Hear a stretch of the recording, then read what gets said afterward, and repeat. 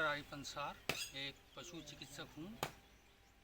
मैं आज आपको एक पशु जब ब्याया जाता है तो उसकी हमें कैसे देखभाल करनी चाहिए इसके बारे में आपको जानकारी देना चाहता हूँ। इससे पहले वाले वीडियो में हमने आपको बताया था कि एक गर्भस्थ यानी ग्यावन गाय भैंस की हमें किस तरीके से देखभाल करनी चाहिए ताकि हम नुकसान होने से बच सकें। तो हम शुरू करते हैं। अब एक पशु जब ब्याने वाला होता है तो हमें उसकी किस तरीके से देखभाल करनी चाहिए। उसकी देखभाल करने के लिए सबसे पहले हमें ये पता होना चाहिए कि हमारा पशु अब ब्याने वाला है। तो ब्याने वाला जब पशु होता है तो उसके क्या लक्षण होते हैं।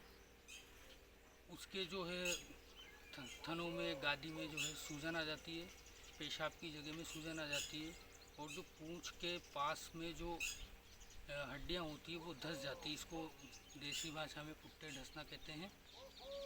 और पशु जब ब्याने वाला होता है तो इसका हम ऐसे भी पता कर सकते हैं कि वो कौन से महीने की कौन सी तारीख को ग्यावन हुआ है। अगर हमें ये पता रहेगा तो हम ये पता कर सकते हैं कि हमारा पशु अब ब्याने वाला है।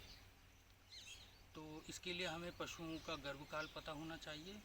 गायों का जो गर्भकाल होता है वो 9 महीने 9 दिन होता है, और भैंसों का जो गर्भकाल है वो 10 महीने 10 दिन होता है। तो यहाँ से हम गणना करके पता कर सकते हैं कि हमारे पशु का गर्भकाल पूरा हो गया है और अब हमारा पशु ब्याने वाला है। जब पशु ब्याने वाला होता है तो हमें उसे एक अलग से सेपरेट जगह में रखना चाहिए, क्योंकि पशु जब ब्याने वाला होता है तो उसे एक पृथक जगह पर रखना होता है, क्योंकि पशु सबके सामने नहीं ब्याता है और उसको ब्याने में आसानी रहती है, वो जल्दी से ब्याह जाता है। जो पशु जिस जगह पे ब्याने के लिए हम रखते हैं उसे काविंग पेन कहते हैं। काविंग पेन एक सेपरेट जगह होती है, वहाँ पे थोड़ा सा भूसा नीचे बिछा देना चाहिए ताकि पशु जब ब्याने के दौरान उठक बैठक करे तो उसको इंजरी ना हो। और क्योंकि ग्यावन पशु के थनों में भी सूजन आई हुई होती है तो वहाँ पर कोई नुकीली चीज़, कोई कांच का टुकड़ा, पत्थर, इस तरीके की चीज़ें नहीं होना चाहिए। काविंग पेन में प्रॉपर वेंटिलेशन और हवा का आदान प्रदान और सूरज की रोशनी अच्छी होनी चाहिए। जब पशु ब्याने वाला होता है तो सबसे पहले जो है वाटर बैग्स यानी कि पानी की थैलियाँ बाहर आती है पेशाब की जगह से। उसके बाद वो फट जाती है। उसके बाद पशु के आगे के खुर बाहर आते हैं। फिर उसके बाद जो है पशु की जो नाक और सिर वगैरह बाहर आते हैं। जनरली पशु को ब्याने में 1 से 2 घंटे लगते हैं, और सामान्यतः पशु 90 से 95% नॉर्मली ब्याह जाते हैं। लेकिन अगर पशु 4 घंटे से ज़्यादा ब्याने में समय लेता है तो हमें एक पशु चिकित्सक को बुलाकर उसका उपचार करवाना चाहिए, क्योंकि हो सकता है बच्चा जो है अंदर उसका पैर मुड़ गया हो, या हो सकता है कि बच्चा जो है उल्टा हो, या हो सकता है कि उसकी गर्दन मुड़ी हुई हो। तो इन परिस्थितियों में हमें एक पशु चिकित्सक को बुलाकर उपचार करवाना चाहिए। और जब पशु ब्याने वाला होता है तो हमें इसलिए भी उसकी देखभाल करने की ज़रूरत होती है, क्योंकि कई बार हमें पता नहीं होता है कि हमारा पशु ब्याने वाला है। तो क्या होता है कि पशु जो है जब ब्याता है तो उसका बछड़ा बछड़ी या केड़ा केड़ी ऊपर से 4, पशु की ऊंचाई लगभग 4 फीट होती है तो 4 फीट ऊपर से वो गिर जाता है, जिससे उसकी गर्दन में चोट आ जाती है, पैरों में चोट आ जाती है, जिसकी वजह से नवजात बछड़ा बछड़ी या पाडा पाडी जो है दूध नहीं पी पाते हैं और फिर वो मर जाते हैं, जिसकी वजह से हमारा पशु दूध भी नहीं देता है। जब पशु ब्याह जाता है तो हमें उसे तुरंत गुड़ का पानी पिलाना चाहिए, और उसकी जो ब्याने की जगह है उसको हमें या तो पोटेशियम परमैंगनेट का घोल बनाकर साफ़ करनी चाहिए, या उबलते हुए पानी में नीम की पत्तियां डाल के उसको एंटीसेप्टिक की तरह यूज़ करना चाहिए, ताकि पशु की बच्चेदानी में कोई इन्फेक्शन ना हो। पशु जब ब्याह जाता है तो उसके ब्याने के लगभग 15 दिन तक हमें पशु को खुले में चरने नहीं देना चाहिए, क्योंकि जब वो खुले में चरने जाता है तो वहाँ पर गंदे पानी में वो बैठ जाता है, जिसकी वजह से उसकी बच्चेदानी में इन्फेक्शन हो जाता है, उसकी बच्चेदानी में मवाद पड़ जाती है और पशु दूध देना कम कर देता है है, कई बार पशु के दूध भी आना बंद हो जाता है। अतः हमें पशु को 15 दिन तक, ब्याने के 15 दिन तक, 15 दिन के बाद तक हमें पशु को पानी में, गंदे पानी में नहीं जाने देना चाहिए।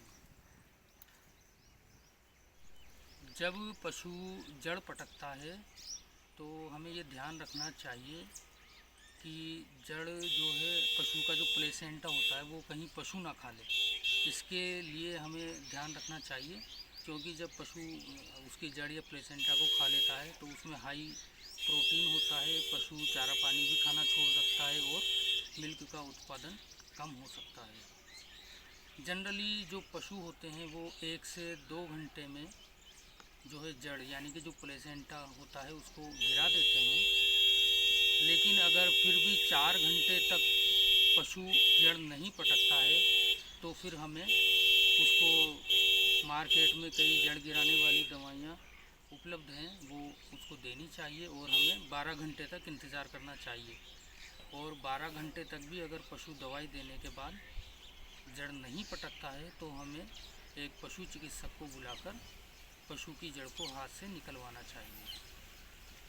पशु की जड़ निकालते समय हमें ध्यान में रखने वाली बात यही कि जो पशु चिकित्सक जड़ को जब निकालते हैं तो वो प्रॉपर तरीके से फुल हैंड ग्लव्स हाथों में पहने हुए होने चाहिए, ताकि पशु जो है इन्फेक्टेड ना हो, संक्रमित ना हो और उसकी बच्चेदानी में मवाद ना पड़े। और हाथ से जड़ निकालने के बाद हमें उसके अंदर नाइट्रोफ्यूराजोन के बोलस भी रखवा लेना चाहिए। ये भी अक्सर भूल जाते हैं पशु चिकित्सक। और साथ में जो है हमें कैल्शियम सप्लीमेंट इत्यादि हमें देना चाहिए।